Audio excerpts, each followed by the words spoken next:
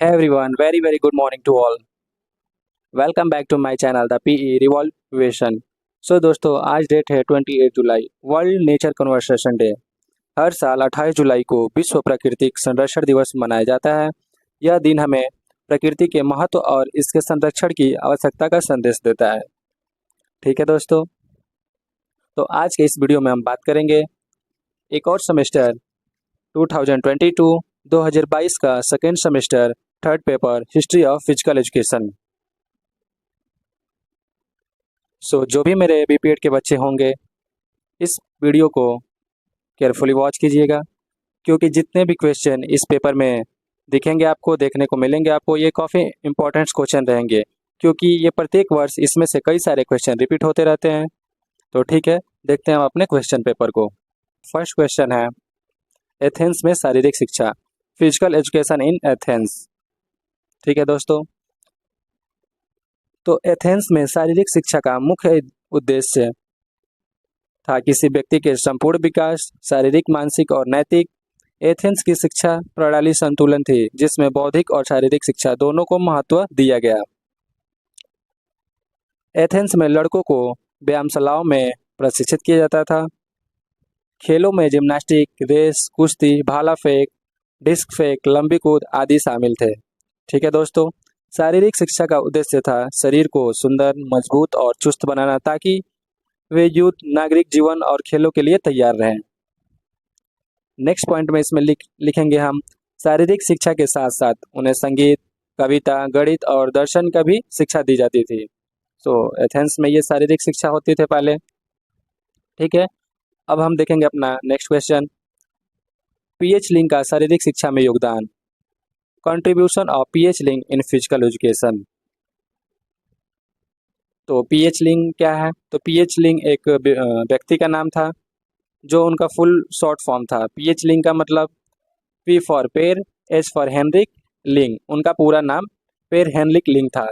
यह स्वीडन के एक महान शिक्षक और शारीरिक शिक्षा के जनक माने जाते थे।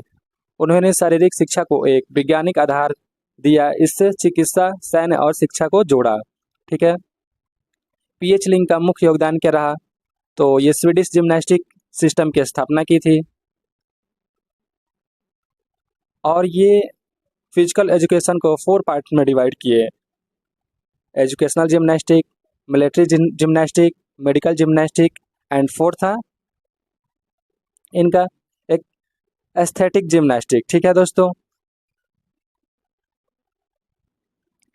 पीएच लिंग ने स्टॉकहोल्म में royal gymnastic central institute GCI की स्थापना 1813 में की, जो शारीरिक शिक्षा के प्रशिक्षण का केंद्र बना। ठीक है दोस्तों, पीएच लिंग ने व्यायाम को शारीरिक को स्वास्थ्य, संतुलन और सुधार से जोड़ा। ये जो इन्होंने एक शख्स थे पीएच लिंग, इन्होंने शारीरिक शिक्षा, फिजिकल एजुकेशन में बहुत सारा योगदान दिया उस टाइम। ठीक है, नेक्स्ट क्वेश्चन देखेंगे हम, YMCA का शारीरिक शिक्षा में योगदान, contribution of YMCA in physical education. तो YMCA भी एक शॉर्ट फॉर्म है, जिसका फुल फॉर्म होता है यंग मैन्स क्रिश्चियन एसोसिएशन। तो इसकी स्थापना 1844 में 1844 में सर जॉर्ज विलियम्स ने लंदन में की थी। YMCA ने शारीरिक शिक्षा और खेलों के विकास में महत्वपूर्ण भूमिका निभाई। इसका योगदान भी लिखना है, तो योगदान देख लेते हैं कि इनका योगदान क्या था। तो इसका योगदान व्यायाम और खेलों को बढ़ावा दिया। YMCA ने युवाओं के लिए खेलों, व्यायाम और स्वास्थ्य से जुड़े कार्यक्रम चलाए। नई खेलों की शुरुआत की, जैसे बास्केटबॉल की खोज डॉक्टर जेम्स नेस्मिथ ने 1891 में YMCA कॉलेज स्प्रिंगफील्ड USA में की थी। नेक्स्ट, वॉलीबॉल की खोज विलियम जी मॉर्गन ने 1895 में YMCA में ही की थी। ठीक है दोस्तों, थर्ड पॉइंट में इसमें लिख सकते हैं शारीरिक शिक्षा प्रशिक्षकों का प्रशिक्षण। YMCA ने दुनिया भर में शारीरिक शिक्षा प्रशिक्षकों और कोचों को प्रशिक्षण दिया। फोर्थ पॉइंट में इसमें लिख सकते हैं योगदान में शारीरिक, मानसिक और आध्यात्मिक विकास। YMCA ने युवाओं के समग्र विकास पर जोर दिया।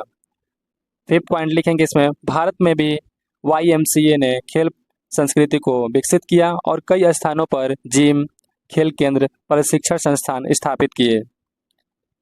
ठीक है दोस्तों, तो बढ़ते अपने नेक्स्ट क्वेश्चन की तरफ। राष्ट्रीय खेल प्रशिक्षण संस्थान national institute of sports, NIS। तो NIS का पूरा नाम है Netaji Subhash national institute of sport. ठीक है दोस्तों, यह भारत का सबसे बड़ा प्रमुख खेल प्रशिक्षण संस्थान है। इसकी स्थापना 1961 में हुई थी और भारत के पंजाब में पटियाला के जगह स्थान पर हुई है। ठीक है, यह संस्थान sport authority of India SAI के अधीन काम करता है। तो NIS का शारीरिक शिक्षा और खेल में योगदान क्या रहा, तो इनके योगदान को देख लेते हैं। कोच ट्रेनिंग, कोचों का प्रशिक्षण। NIS देश के कोचों को विज्ञान आधारित खेल प्रशिक्षण देता है, जैसे diploma in coaching, certificate courses, reference courses. ठीक है, स्पोर्ट्स साइंस, खेल विज्ञान। संस्था में बायोमैकेनिक, फिजियोलॉजी, साइकोलॉजी, न्यूट्रिशन आदि की सुविधा है। थर्ड पॉइंट में लिखेंगे एथलीटों का विकास। देश के श्रेष्ठ खिलाड़ियों की ट्रेनिंग, डाइट और फिजियोथेरेपी जैसी सुविधाएं प्रदान की जाती है। फोर्थ इसमें लिखेंगे हम रिसर्च एंड डेवलपमेंट, शोध और विकास। खेल तकनीक, अभ्यास विधियों और प्रदर्शन सुधार पर शोध किया जाता है। फिफ्थ पॉइंट NIS में लिखेंगे हम अंतर्राष्ट्रीय स्तर का प्रशिक्षण। NIS से प्रशिक्षित कोच राष्ट्रीय और अंतर्राष्ट्रीय प्रतियोगिताओं में खिलाड़ियों को गाइड करते हैं। ठीक है दोस्तों, तो ये रहा हमारा fourth question NIS। Next question देखते हैं। अखिल भारतीय विश्वविद्यालय संघ, एसोसिएशन ऑफ इंडियन यूनिवर्सिटीज।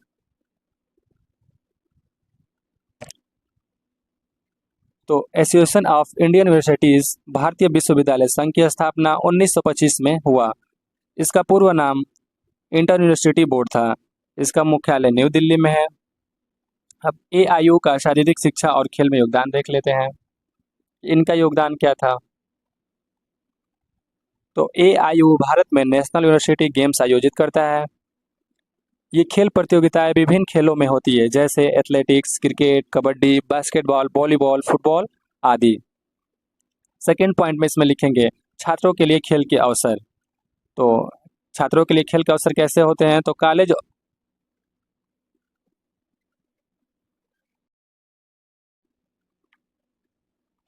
छात्रों के लिए खेल के अवसर कैसे प्राप्त होते हैं, तो कॉलेज और यूनिवर्सिटी के छात्रों को राष्ट्रीय और अंतर्राष्ट्रीय स्तर पर खेलने का मौका देता है। नेक्स्ट पॉइंट में इसमें लिखेंगे प्रतिभाशाली खिलाड़ी का चयन विश्वविद्यालय खेलों, वर्ल्ड यूनिवर्सिटी गेम्स के लिए होता है।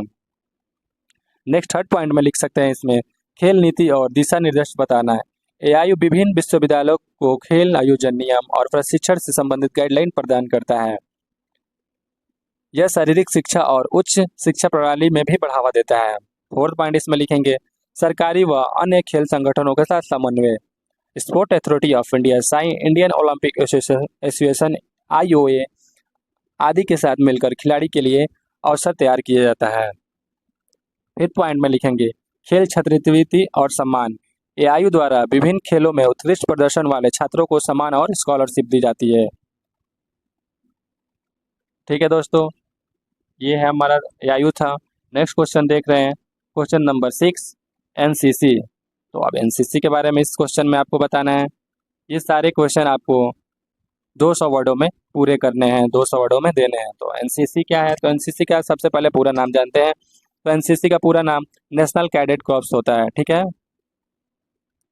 इसकी स्थापना 16 जुलाई 1948 में हुई थी। इसका मुख्यालय नई दिल्ली में है। तो NCC के ऑब्जेक्टिव्स क्या है, उद्देश्य क्या है,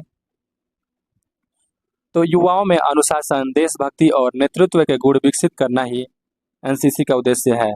शारीरिक रूप से फिट, सक्रिय और सजग नागरिक तैयार करना भी NCC का उद्देश्य है। देश की सेवा के लिए युवाओं को मानसिक और शारीरिक रूप से तैयार करना। ठीक है, NCC का शारीरिक शिक्षा में योगदान देखते हैं। तो फर्स्ट है शारीरिक फिटनेस का विकास। NCC कैडेट्स को दैनिक परेड, व्यायाम, मार्चिंग, दौड़ और फिजिकल ड्रिल्स कराई जाती है। इससे उनकी शारीरिक क्षमता, सहन शक्ति और फिटनेस बढ़ती है। सेकेंड पॉइंट में लिखेंगे मानसिक और नैतिक विकास। NCC युवा छात्रों में अनुशासन, आत्मविश्वास, नेतृत्व, सहयोग और देश प्रेम की भावना विकसित करता है। थर्ड पॉइंट में इसका लिखेंगे एडवेंचर और सैन्य प्रशिक्षण। एनसीसी में राइफल शूटिंग, कैंपिंग, ट्रैकिंग, पर्वतारोहण, तैराकी जैसे एडवेंचर और बेसिक मिलिट्री ट्रेनिंग कराई जाती है। 4 पॉइंट खेलों को बढ़ावा। एनसीसी विभिन्न खेल प्रतियोगिताएं, योग अभ्यास और फिटनेस चैलेंज आयोजित करता है। इससे विद्यार्थियों में टीम भावना और प्रतिस्पर्धात्मक आती है। राष्ट्रीय सेवा भावना। 5 पॉइंट में लिखेंगे राष्ट्रीय सेवा भावना। तो एनसीसी युवा पीढ़ी को समाज सेवा, आपदा प्रबंधन और रक्षा सेवाओं में भाग लेने के लिए प्रेरित करता है। तो ये था हमारे NCC. Next question, question 7 number देखेंगे हम। आधुनिक Olympic, modern Olympic. Modern Olympic क्या है, इसकी शुरुआत कब हुई थी? तो इसकी शुरुआत, आधुनिक ओलंपिक खेलों की शुरुआत 1896 में हुई थी। पहले ओलंपिक खेलों का आयोजन एथेंस ग्रीस में किया जाता था। सबसे पहले ओलंपिक खेल कहाँ हुआ करता था? तो एथेंस के ग्रीस विलेज नामक गांव था, वहां पे होता था। नेक्स्ट, आधुनिक ओलंपिक के जनक माने जाते थे पियरे डी कोबर्टिन। उस समय इनके जनक पियरे डी कोबर्टिन थे, उनको ही ओलंपिक का जनक माना जाता था। ठीक है दोस्तों, तो इनके ओलंपिक के, मॉडर्न ओलंपिक के कुछ प्रमुख बिंदु देख लेते हैं। तो ये अंतर्राष्ट्रीय ओलंपिक समिति आईओसी के अंतर्गत है। इसकी स्थापना 1994 में की गई। यह समिति ओलंपिक खेलों के आयोजन और नियमों का संचालन करती है। इसका मुख्यालय लुसाने, स्विट्जरलैंड में है। सेकेंड पॉइंट इसका देखेंगे, प्रत्येक 4 साल में आयोजन। ओलंपिक का आयोजन प्रत्येक 4 साल में होता है। मतलब ओलंपिक खेल हर 4 साल में आयोजित किए जाते हैं। यह 2 प्रकार के होते हैं, एक समर ओलंपिक, एक विंटर ओलंपिक। ओलंपिक का आदर्श वाक्य, इसका मोटो क्या है? तो साइटियस अल्टियस फोर्टियस। लैटिन शब्द में इसका अर्थ होता है फास्टर, हायर एंड स्ट्रॉन्गर। ठीक है दोस्तों, अगर इसका फ्लैग का, ओलंपिक ध्वज का बात कर लेते हैं, ओलंपिक फ्लैग के बारे में, तो इसमें 5 इंटरलॉक रिंग्स होते हैं। मतलब ये एक पर्दे पे, सफ़ेद चादर पे 5 रिंग से बनाए जाते हैं। Blue, yellow, black, green and red. ठीक है, इसका बनाने का 5 रिंगों का मतलब है ये 5 महाद्वीपों का प्रतीक है और आपसी एकता को दर्शाते हैं। इसका टॉर्च क्या है? ओलंपिक मशाल क्या है? तो मशाल को ग्रीस में ओलंपिया शहर से जलाकर मेजबान देश तक पहुंचाया जाता है। मतलब ओलंपिया शहर से जलाकर जहां होता है वहां तक पहुंचाया जाता है। ठीक है, 6 पॉइंट में इसका लिखेंगे, ओलंपिक खेलों में खेल। तो ग्रीष्मकालीन ओलंपिक में एथलेटिक्स, जिम्नास्टिक, तैराकी, कुश्ती, हॉकी, बॉक्सिंग, बैडमिंटन आदि गेम शामिल है। और शीतकालीन ओलंपिक में आइस हॉकी, स्नोबोर्डिंग, स्काइंग जैसे खेल होते हैं। ठीक है दोस्तों, तो ये था हमारा आधुनिक ओलंपिक। बढ़ते हैं नेक्स्ट क्वेश्चन, क्वेश्चन नंबर 8 की तरफ। ओलंपिक ध्वज, ओलंपिक फ्लैग। अभी इसमें एक बताया था ओलंपिक फ्लैग, सेम वही ओलंपिक फ्लैग को आपको क्या करना है?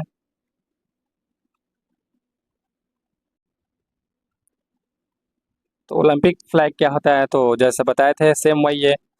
ओलंपिक ध्वज में 5 रिंग, एक सफेद पर्दे पे 5 रिंग से बनाए गए होते हैं, जो रिंग्स आपस में जुड़े होते हैं और ये 5 महाद्वीपों का प्रतिनिधित्व करते हैं। यह फ्लैग 1913 में बैरन पियरे डी कोबर्टिन द्वारा डिजाइन किया गया था और इसे पहली बार 1920 के एंटवर्प ओलंपिक खेलों में फहराया गया था। ठीक है दोस्तों, तो ओलंपिक ध्वज की मुख्य बातें देख लेते हैं। तो इसमें ध्वज में नीला रंग, ब्लू रंग, पीला रंग, येलो रंग, काला रंग, ब्लैक रंग, हरा और लाल रंग, ग्रीन एंड रेड कलर, जो इसके 5 रिंग होते हैं, ये क्रमशः यूरोप, एशिया, अफ्रीका,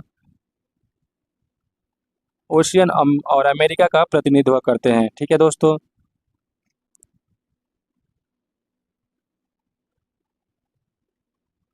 तो ये था ओलंपिक फ्लैग।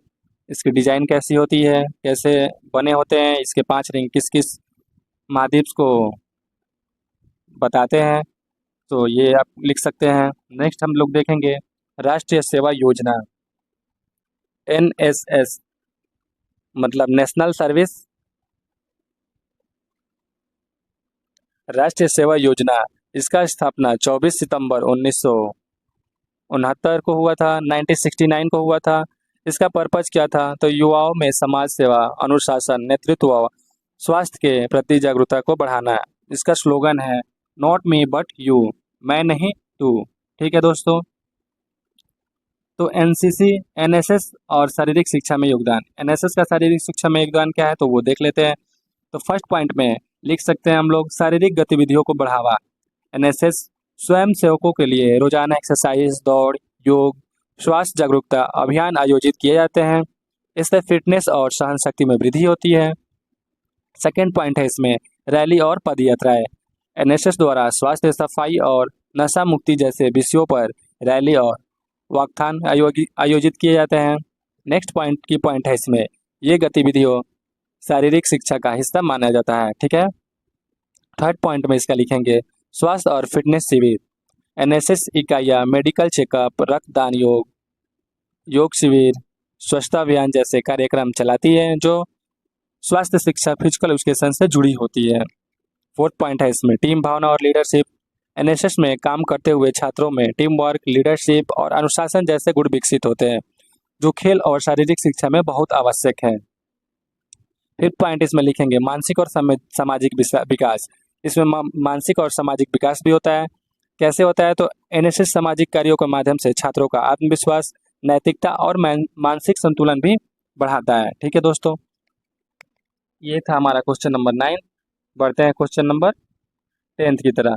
तो 10th है हमारा राजीव गांधी खेल रत्न पुरस्कार, राजीव गांधी खेल रत्न अवार्ड।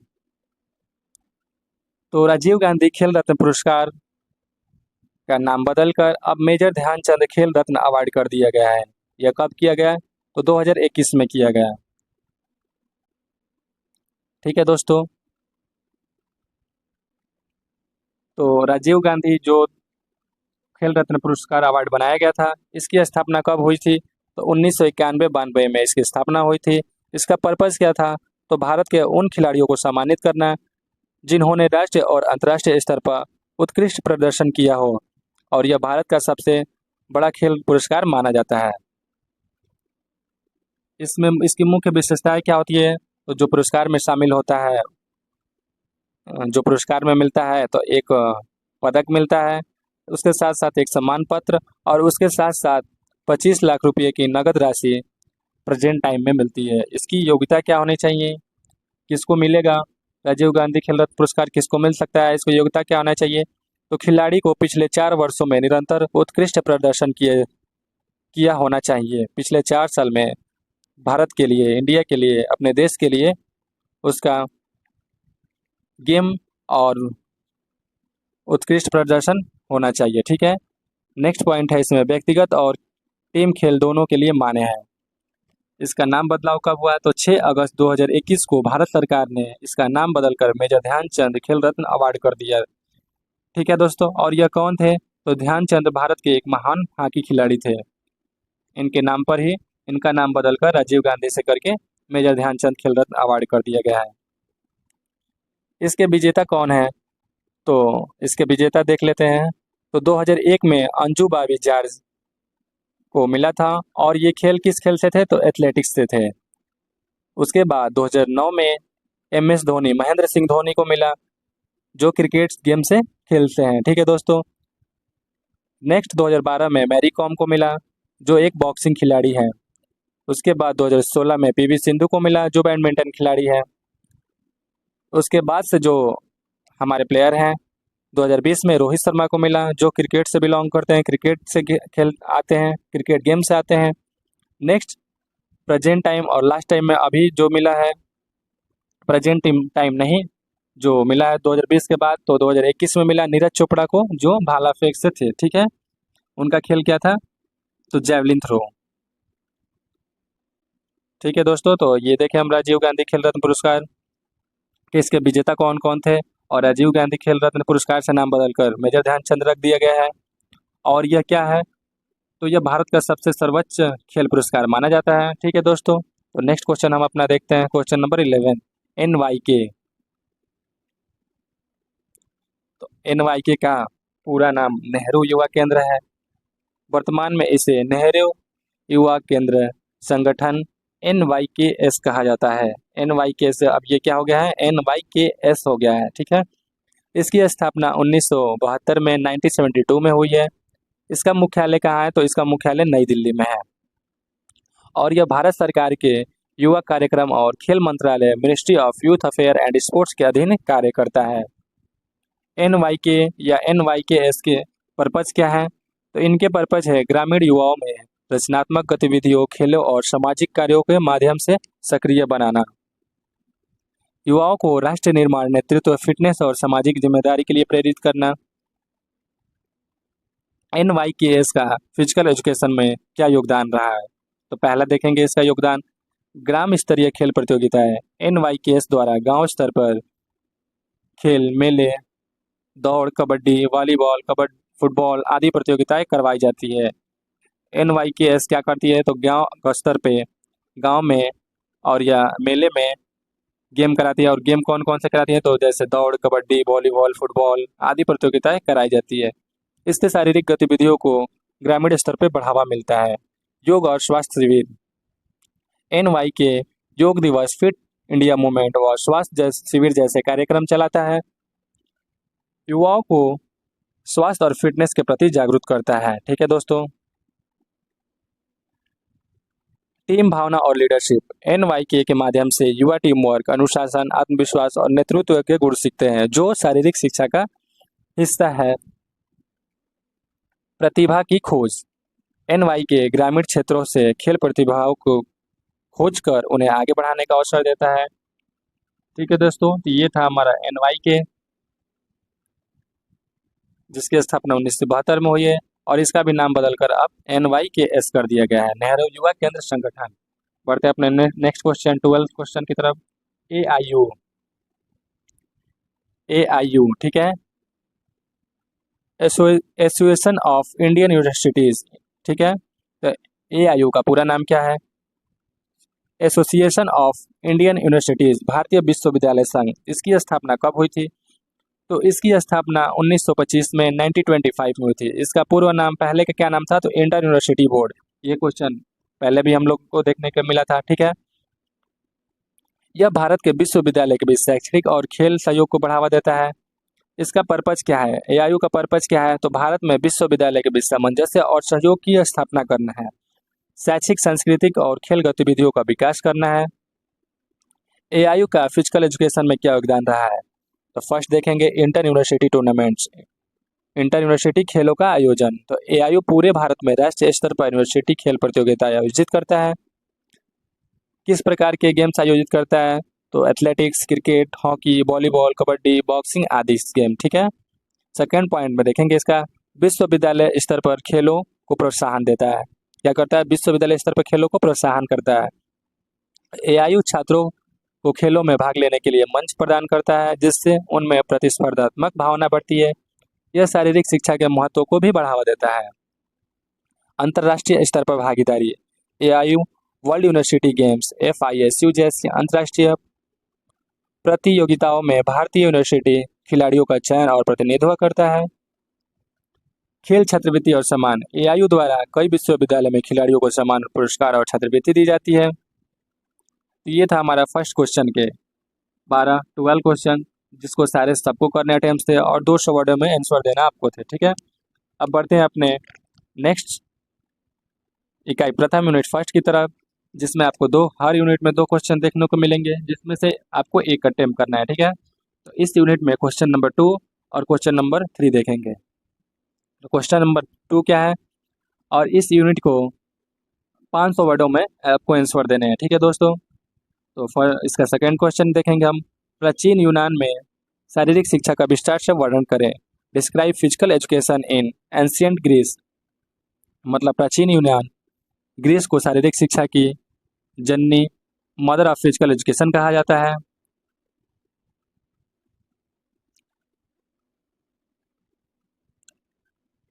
वहाँ शारीरिक शिक्षा को जीवन का अभिन्न हिस्सा माना जाता है और उनका मानना था कि स्वस्थ शरीर ही स्वस्थ मन वास करता है। यूनानी सभ्यता में शारीरिक, मानसिक और नैतिक विकास का विशेष महत्व था। प्राचीन यूनान में शारीरिक शिक्षा के क्या पर्पस थे? उस टाइम क्या उद्देश्य थे? तो शरीर को सुंदर बनाना, मजबूत और स्वस्थ बनाना इनका पर्पस था। युद्ध और रक्षा के लिए युवकों को तैयार करना, नैतिक और सामाजिक मूल्यों को विकास, सौंदर्य बोध और अनुशासन की भावना को जगाना इनका मेन पर्पस था।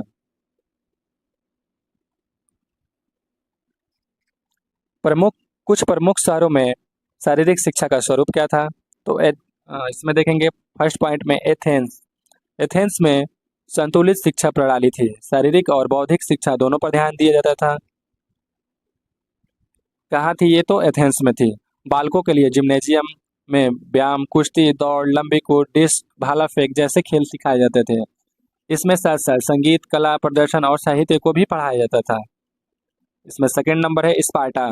तो स्पार्टा में शारीरिक शिक्षा पूरी तरह सैन्य और शारीरिक थी। लड़कों को बचपन से ही कठोर अनुशासन, युद्ध कौशल, व्यायाम और सहन शक्ति सिखाई जाती थी। यहाँ लड़कियां भी शारीरिक रूप से प्रशिक्षित होती थी। ये लड़के और लड़कियों दोनों के लिए था। इनका ट्रेनिंग सेंटर्स कहाँ थे, प्रशिक्षण स्थल क्या थे? तो इनका फर्स्ट पॉइंट है पैलेस्ट्रा।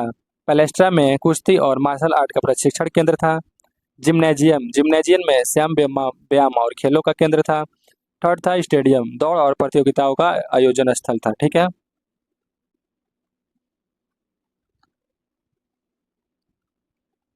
तो ये था हमारा प्राचीन यूनान में शारीरिक शिक्षा का विस्तार। ठीक है। और बढ़ते हैं क्वेश्चन नंबर थर्ड की तरफ। तो थर्ड नंबर क्वेश्चन है, भारत में स्वतंत्रता के पूर्व आधुनिक शारीरिक शिक्षा का विस्तार से वर्णन करें। Explain modern physical education during pre independence periodic of India. मतलब भारत में स्वतंत्रता के पूर्व शारीरिक शिक्षा का क्या महत्व था? तो देखते हैं इसमें। तो भारत में शारीरिक शिक्षा का प्राचीन इतिहास तो वैदिक युग से जुड़ा है। मतलब फिजिकल एजुकेशन ये तो बहुत पहले से चला आ रहा है। ठीक है। एथेंस में ही स्टार्ट हुआ था। लेकिन आधुनिक शारीरिक शिक्षा का विकास मुख्य रूप से ब्रिटिश शासक के दौरान हुआ। बट फिजिकल एजुकेशन का विकास कब हुआ? तो ब्रिटिश शासन के दौरान हुआ। स्वतंत्रता के पूर्व यह शिक्षा प्रणाली विदेश प्रभाव, सैन्य प्रशिक्षण, मिशनरी स्थानों और खेल प्रतियोगिताओं के माध्यम विकसित हुई। भारत में स्वतंत्रता के पूर्व आधुनिक शारीरिक शिक्षा के विकास की विशेषताएं क्या थी? तो फर्स्ट देखेंगे ब्रिटिश शासन का प्रभाव, impact of British rules. British सरकार ने सैन्य दृष्टिकोण से युवकों को प्रशिक्षित करने के लिए स्कूलों में शारीरिक शिक्षा की शुरुआत की। प्रारंभ में इसे गंभीरता से नहीं लिया गया, पर बाद में इसे विद्यालयों को पाठ्यक्रम में शामिल कर दिया गया। सेकेंड नंबर इसमें लिख सकते हैं हम सैन्य प्रशिक्षण और ड्रिल प्रणाली। मतलब शारीरिक शिक्षा का प्रारंभ ब्रिटिश स्कूलों में मिलिट्री ड्रिल से हुआ और इसका उद्देश्य युवाओं में अनुशासन, आदेश पालन और शारीरिक ताकत विकसित करना था। थर्ड इसमें लिखेंगे मिशनरी स्कूलों की भूमिका। कई मिशनरी संस्थाओं ने अपने विश्वविद्यालय में खेलों और व्यायाम को बढ़ावा दिया। जैसे खेलों में जैसे फुटबॉल, क्रिकेट, हॉकी आदि शामिल थे, जिन्हें भारत ने ब्रिटिश सरकारों में लोकप्रिय किया। खेल प्रतियोगिताओं का आयोजन 20वीं सदी की शुरुआत में विभिन्न शैक्षणिक संस्थानों में इंटर स्कूल और इंटर कॉलेज प्रतियोगिताओं की शुरुआत हुई। इससे खेलों की शारीरिक शिक्षा में रुचि बढ़ी। आगे इसका पॉइंट में लिख सकते हैं प्रशिक्षण संस्थानों की स्थापना। तो 1914 YMCA college of physical education Madras की स्थापना हुई। यह भारत का पहला संगठित शारीरिक शिक्षा प्रशिक्षण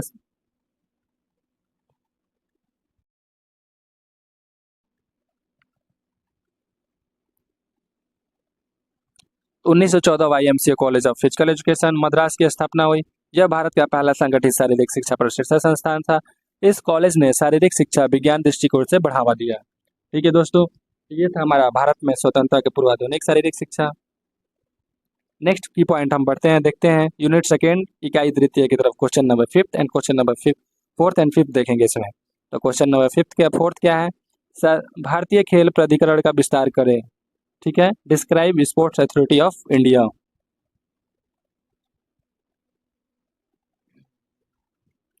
तो भारतीय खेल प्राधिकरण को अंग्रेजी में, इंग्लिश में sport authority of India Sai कहा जाता है। और भारतीय खेल प्राधिकरण स्पोर्ट अथॉरिटी ऑफ इंडिया का वर्णन देखना है। तो ठीक है, तो पहले हम देखते हैं साई का स्थापना कब हुआ था, स्पोर्ट अथॉरिटी ऑफ इंडिया का स्थापना कब हुआ था। तो 1984 में इसकी स्थापना हुई थी 1984 में। इसका मुख्यालय भी नई दिल्ली में है। ठीक है दोस्तों, इसका पर्पस क्या है? तो भारत में खेलों के विकास, प्रशिक्षण और प्रतिभा खोज को प्रोत्साहित करना। Sai sport authority of India की स्थापना का उद्देश्य क्या था? तो फर्स्ट है इसमें भारत में खिलाड़ियों को प्रतिभा को विकास करना। सेकेंड है विश्व स्तर पर प्रदर्शन करने के लिए खेल सुविधाएं और प्रशिक्षण देना। थर्ड पॉइंट में इसमें लिख सकते हैं राष्ट्रीय खेल नीति को लागू करना और उसका संचालन करना। ये इसका मेन पर्पस था। ठीक है दोस्तों,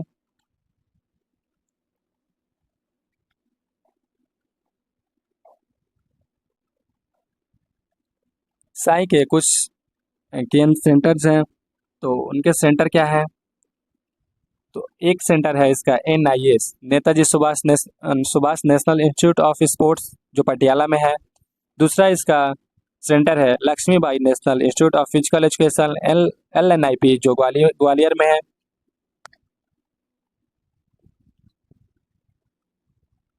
ठीक है दोस्तों, और इसके कुछ रीजनल सेंटर्स भी हैं। ठीक है, तो साई के कार्यक्रम और इनकी योजनाएं देख लेते हैं। तो इनकी योजना, कार्यक्रम और इनका पर्पस क्या था? तो खेलो इंडिया योजना, जो जमीनी स्तर से खेल प्रतिभाओं की पहचान और प्रशिक्षण के लिए था। NCOE, राष्ट्रीय उत्कृष्टता केंद्र, प्रतिभाशाली खिलाड़ियों को उच्च स्तरीय प्रशिक्षण। SAG, स्पेशल एरिया गेम्स, ठीक है, पिछले क्षेत्रों के प्रतिभाओं को बढ़ावा देना।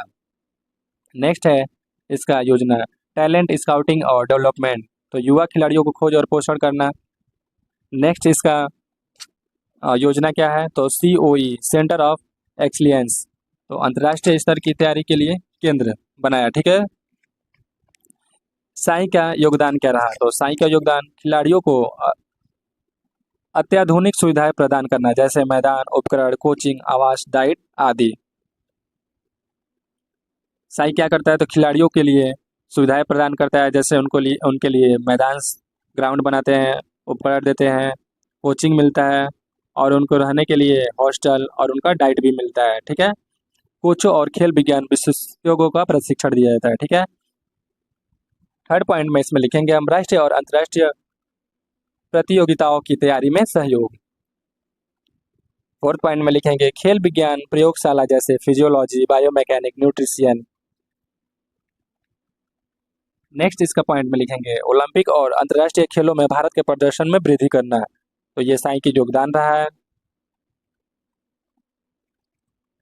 तो बढ़ते हैं हम अपने नेक्स्ट क्वेश्चन की तरफ। क्वेश्चन नंबर 5, रानी लक्ष्मीबाई राष्ट्रीय शारीरिक शिक्षा संस्थान का विस्तार से वर्णन करें। Write about Lakshmibai national institute of physical education in detail. तो अभी हमने बताया कि LNIP, Lakshmibai national institute of physical education क्या है? तो एक साई का ही सेंटर है। ठीक है दोस्तों, तो इसका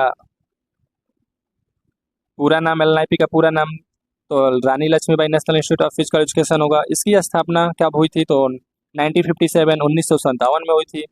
और कहाँ हुआ था? तो मध्य प्रदेश के ग्वालियर विलेज में हुआ था। इसकी मान्यता भारत सरकार द्वारा राष्ट्रीय महत्व का संस्थान घोषित किया गया है। ठीक है,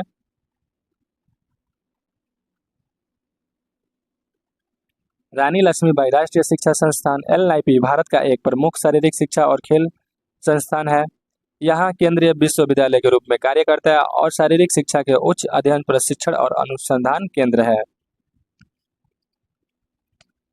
इनका प्रमुख पाठ्यक्रम क्या है, मेजर कोर्स क्या है? तो देख लेते हैं कोर्स का नाम, और ठीक है, इस तरह देख लेते हैं। तो कोर्स का नाम यहाँ क्या होता है? BPEd, bachelor of physical education.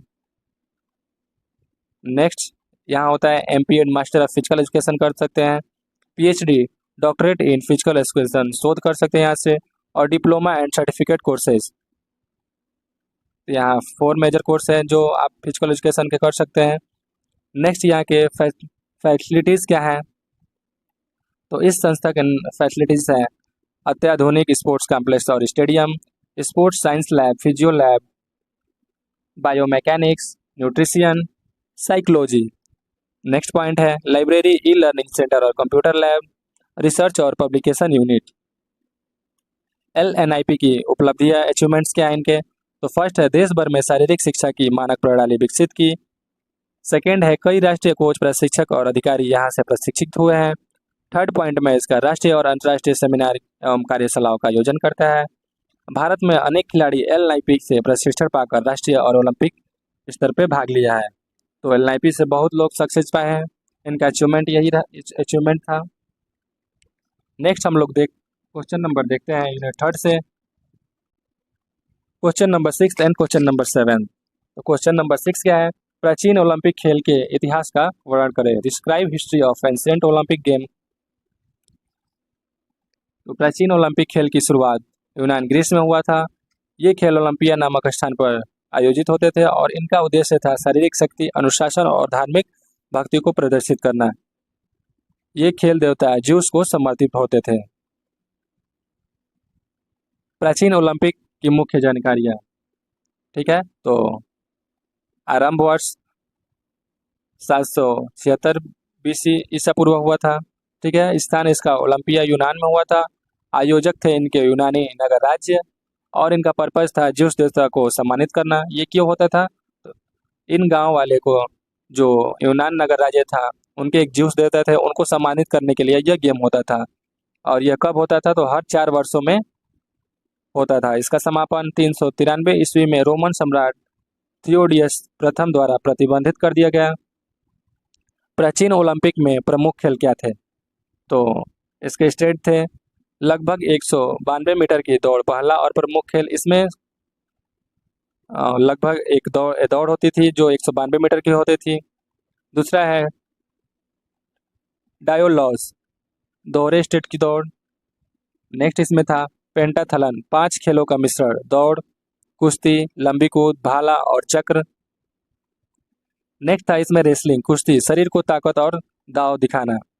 Next इसमें था पेक्रेशन, कुश्ती प्लस मुक्केबाजी का मिश्रण। और लास्ट था घुड़दौड़ और रथ दौड़, घुड़सवारी का खेल। तो इसमें कुल 7 दिन का खेल होता था। पहले दिन स्ट्रेट, डायलोसिस, डोक्लोस, पेंटाथलन, कुश्ती, पेक्रेशन और घुड़दौड़ और रथ दौड़, ये 7 दिनों का खेल होता था। प्राचीन ओलंपिक की विशेषताएं क्या थी, तो ये इसमें केवल पुरुष ही भाग ले सकते थे और वे भी यूनानी नागरिक। इसमें केवल पुरुष भाग ले सकते थे, महिला नहीं, और वो पुरुष भी सिर्फ यूनानी नागरिक ही हो। दूसरा, नग्न होकर खेलों में भाग लिया जाता था। यूनान में यह परंपरा थी, जो भी खिलाड़ी थे वो नग्न होकर खेलते थे, यह उनकी परंपरा थी। महिलाओं को दर्शक बनने की अनुमति नहीं थी, उस टाइम महिलाएं गेम नहीं देख सकती थी, दर्शक बन के नहीं जा सकती थी। चौथा है विजेता को जैतून पत्तियों का मुकुट मिलता था, जो जीतता था उनको एक जैतून ओलिव वर्थ का मुकुट बनाया जाता था, वही उनको मिलता था। पांचवा, कोई धन या पदक नहीं दिया जाता था, केवल सम्मान। उनको कोई धन और पदक नहीं मिलता है, जैसे अभी ओलंपिक में मिलता है, केवल सम्मान मिलता था, सम्मान किया जाता था। 6 पॉइंट है इसका, खेलों के दौरान युद्ध को भी रोक दिए जाते थे, ठीक है। तो ये थे इनके विशेषताएं। और जैसा कि आपको बताया अभी कि 393 ईस्वी में रोमन सम्राट थियोडोसिस प्रथम ने मूर्ति पूजा पर रोक लगाते हुए प्राचीन ओलंपिक खेलों को भी बंद करवा दिया था। तो ठीक है दोस्तों, और इसमें आप लिख सकते हैं बहुत कुछ।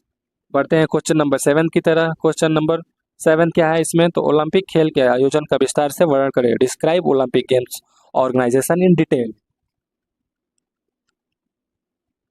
तो ओलंपिक खेल का आयोजन का विस्तार से वर्णन करें, तो ओलंपिक खेल का आयोजन के मुख्य संस्थाएं क्या है, तो IOC, इंटरनेशनल ओलंपिक कमेटी, इसकी मुख्य संस्था है। इसकी स्थापना हुई थी 1894 पेरिस में।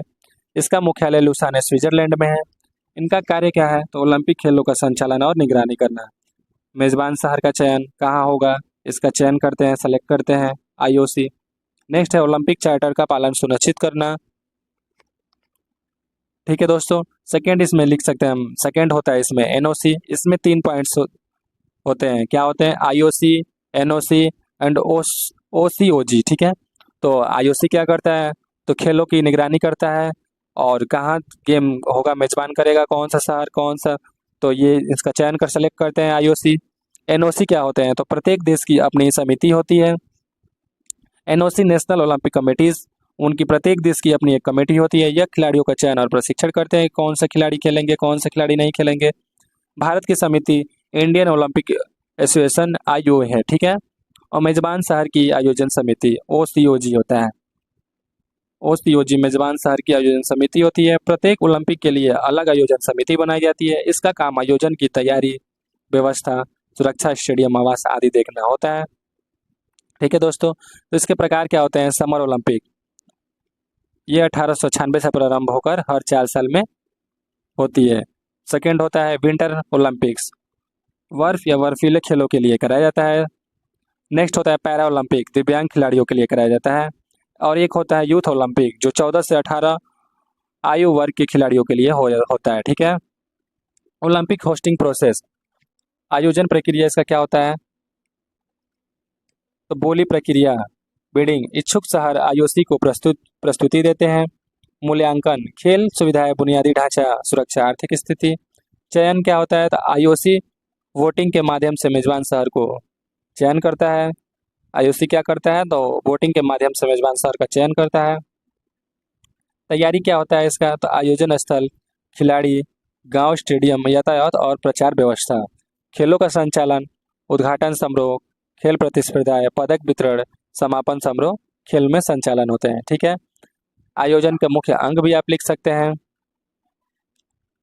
ये था हमारा ओलंपिक खेल। बढ़ते हैं क्वेश्चन नंबर यूनिट 4 की तरह, इकाई चतुर्थ। इसमें देखेंगे question number 8 and question number 9।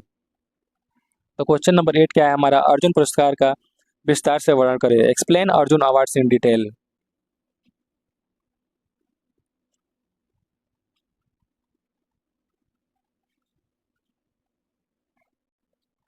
तो अर्जुन पुरस्कार भारत सरकार द्वारा दिया जाने वाला एक प्रतिष्ठित राष्ट्रीय खेल पुरस्कार है। इसका उद्देश्य खेलों में उत्कृष्ट प्रदर्शन करने वाले खिलाड़ियों को सम्मानित करना है। इसका नाम महाभारत के महान धनुर्धर अर्जुन के नाम पर रखा गया है, जो कुशलता, अनुशासन और समर्पण के प्रतीक है। इसकी स्थापना कब हुई थी? तो 1961 में इसकी स्थापना हुई थी। इसका प्रदाता संस्था क्या है? तो भारत सरकार युवा कार्यक्रम एक नए खेल मंत्रालय द्वारा इसका संस्था बना। पुरस्कार स्वरूप क्या है? तो कांस्य प्रतिमा, सम्मान पत्र और 15 लाख रुपये 2020 से प्रारंभ हुआ। इनका पर्पज क्या है? तो खेलों में उत्कृष्ट अनुशासन, नेतृत्व और खेल भावना को प्रोत्साहन देना। इसकी योग्यता, अर्जुन पुरस्कार की आप योग्यता लिख सकते हैं, ठीक है। पुरस्कार में मिलने वाली वस्तुएं लिख सकते हैं, महत्वपूर्ण विशेषताएं बता सकते हैं, और कुछ प्रमुख अर्जुन पुरस्कार विजेता किस वर्ष में किनको मिले, तो इसको देख लेते हैं। तो फर्स्ट है इसमें PV सिंधु, जो बैडमिंटन खेल से आती हैं, वर्ष 2013 में उनको सम्मानित किया गया। नेक्स्ट है विराट कोहली, जो क्रिकेट खेल से आते हैं, उनको भी 2013 वर्ष में अर्जुन पुरस्कार से सम्मानित किया गया है। नेक्स्ट है मीराबाई चानू, भारोत्तोलन से, जो 2018 में इनको सम्मानित किया गया है। नेक्स्ट आते हैं इसमें नीरज चोपड़ा, एथलेटिक्स, भाला फेंक, जैवलिन थ्रो से, जिनको 2018 में ही सम्मानित किया गया है। और नेक्स्ट आती हैं लवलीना, ठीक है, जो मुक्केबाजी से आती हैं, जिनको 2020 में सम्मानित किया गया। तो PV सिंधु, विराट कोहली 2013 में सम्मानित हुए थे अर्जुन पुरस्कार से। मीराबाई चानू, नीरज चोपड़ा 2018 में सम्मानित हुए अर्जुन पुरस्कार से। और नेक्स्ट जो है लवलीना, जो मुक्केबाजी से आती हैं, उनको 2020 में सम्मानित किया गया, ठीक है दोस्तों। तो ये था हमारा अर्जुन पुरस्कार। नेक्स्ट है इसमें लास्ट क्वेश्चन, द्रोणाचार्य पुरस्कार का प्रारंभ और विकास से वर्णन करें। तो द्रोणाचार्य पुरस्कार भारत सरकार द्वारा खेल प्रशिक्षकों, कोचों को दिया जाने वाला सम्मान पुरस्कार है। अर्जुन पुरस्कार क्या था? खिलाड़ियों को दिया जाता था। और द्रोणाचार्य पुरस्कार क्या है? तो इसमें कोचों को दिया जाने वाला राष्ट्रीय सम्मान है। इसका नाम महाभारत के महान गुरु द्रोणाचार्य के नाम पर रखा गया, जो अपने शिष्य को उत्कृष्ट युद्ध कौशल के लिए प्रसिद्ध थे। तो इसका कुछ इन्फॉर्मेशन देख लेते हैं। तो इसकी स्थापना कब हुई थी? तो 1985 में, 1985 में हुआ था। और यह संस्था भारत सरकार युवा कार्यक्रम एवं खेल मंत्रालय द्वारा संचालित है। और इसका उद्देश्य क्या है? तो कोचों को उनके खिलाड़ियों को उपलब्धियों के लिए सम्मानित करना। पुरस्कार स्वरूप में क्या मिलता है? तो कांस्य प्रतिमा, सम्मान पत्र और 15 लाख रुपये नगद राशि 2020 से, ठीक है, 2020 से स्टार्ट हुआ। इसका प्रारंभ 1950 में पहली बार यह पुरस्कार शुरू किया गया। इसका उद्देश्य था कि उन कोचों को पहचाना जाए जिन्होंने खिलाड़ियों को अंतर्राष्ट्रीय स्तर पर सफलता दिलाई, ठीक है। और इसमें हम लोग लिख सकते हैं डेवलपमेंट ओवर टाइम, विकास। तो विकास हुआ था प्रारंभिक काल 1985 से। शुरुआत में यह केवल कुछ प्रमुख खेलों तक सीमित था। पुरस्कार विजेताओं की संख्या भी सीमित रखी जाती थी। नई श्रेणी आजीवन युक्त 2009 से। 2009 में एक श्रेणी लाइफ टाइम अचीवमेंट आजन्म उपलब्धियां जोड़ी गई। इसमें उन कोचों को सम्मानित किया जाता है जिन्होंने लंबे समय तक उत्कृष्ट सेवा दी, भले ही उनके खिलाड़ी अभी सक्रिय ना हो। तो ऐसे भी कोचों को सम्मानित किया गया 2009 से। वर्तमान सुधार 2015 के बाद क्या क्या हुआ, तो अब सभी प्रकार के खेल और विकलांग खिलाड़ियों को कोच भी पात्र हैं। पुरस्कार राशि को 5 लाख से बढ़ाकर 15 लाख कर दिया गया है 2020 से। ठीक है।